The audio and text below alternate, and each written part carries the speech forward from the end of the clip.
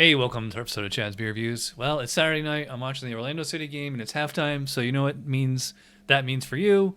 Beer review. All right. So this beer I've had many times, but it's a seasonal. They only do it once a year. It's from one of my old favorite breweries, Southern Tier Brewing. Warlock Imperial Pumpkin Stout, 8.6 ABV. Pretty cool cartoon wizard pumpkin guy on there. Anyway, I pour it into the Chad's Beer Reviews 90 pint glass. Link in the description below if you want to get one of your own.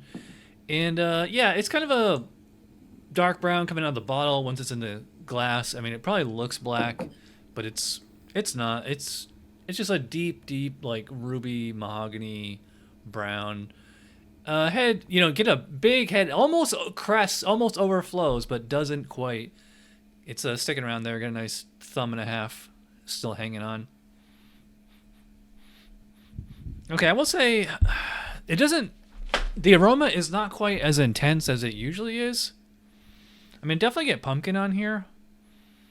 It's like pumpkin pie, pumpkin bread. Actually, it smells like regular pumpkin.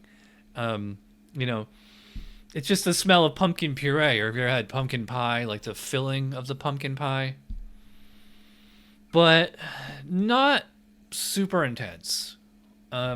I will say I get like no alcohol on this at all, which is good. Like smelling this, it doesn't smell like it's going to be a super strong beer. I mean, it smells like it could be a standard Aldi beer, Yeah, so I mean, cinnamon, nutmeg, ginger, all that stuff. I will say it does not smell stouty. I'm not getting roasted malt or coffee or anything on here. Maybe I will in the taste. Let's find out. Cheers.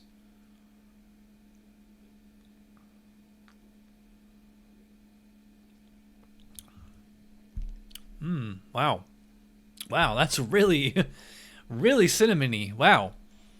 That's, yeah, intense cinnamon, almost to the point that it burns. Almost. Not quite there, though.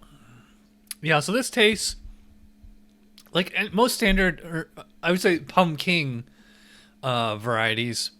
So it tastes like the way pumpkin pie filling tastes. To me, it's like pumpkin puree. It's, the meaty pumpkin squashiness, but lots of cinnamon. I will say a little bit of ginger. I think I get like a little bit of brown sugar on this one.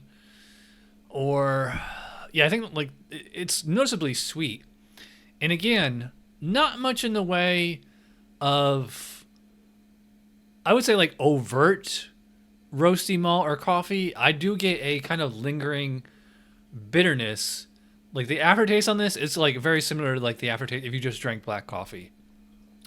And that was kind of the idea behind doing Warlock, was to take pumpkin, which already tastes like liquid pumpkin pie, and then you throw some black malt in there to give it like a roasty character. So it's like the pumpkin pie chasing it with a black coffee all in one beer.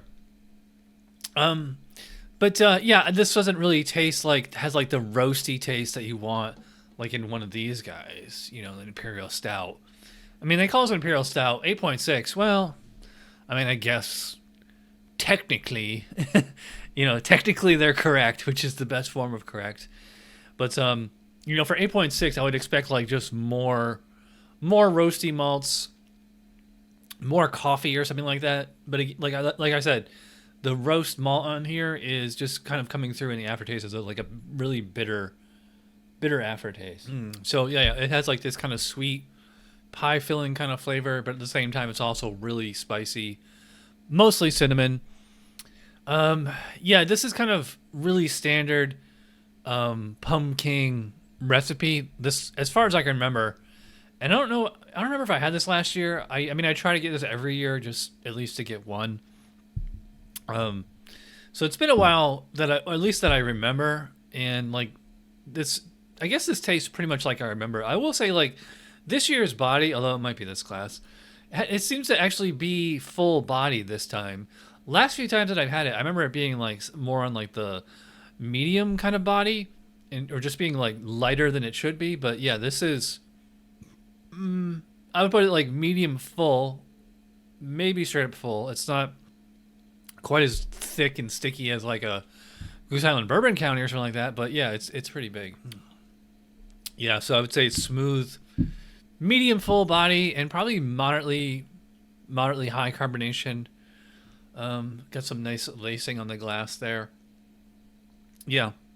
And, so nothing really special this year. Other than I think like the mouthfeel is like a little bit thicker, might be a little bit more dextriness. But like when it comes to the pumpkin varieties, I usually prefer the original the best. And it's funny because we had the salted caramel a few weeks ago, and now I'm having the Warlock, and I'll have the regular pumpkin probably last, unless there's some other varieties that I haven't had yet. I think there's a cold brew coffee and a nitro version. I just wish there's a little more chocolatey. Yeah, I really don't get much in the way of chocolate on this one. Or I want like an actual like roasted malt or kind of coffee flavor rather than just kind of a bitter black coffee aftertaste. That being said, it's pretty tasty. It's pretty good. It's fairly cheap. Warlock, $5 for one bottle. Well, these beer prices are getting out of control. This should be like a $3 bottle tops, not $5. Yeah, so I'd like it. I'm not in love with it. It's not amazing me, and so it's really good. I think I'm gonna go like 7.5 for the 2024 Warlock. Very, very good beer. It's just nothing really amazing. Doesn't reinvent the wheel or anything. So anyway, I'm rambling. If you watch all the way in, you're awesome. Thanks for watching. I'll see you guys for Whiskey Wednesday. Cheers.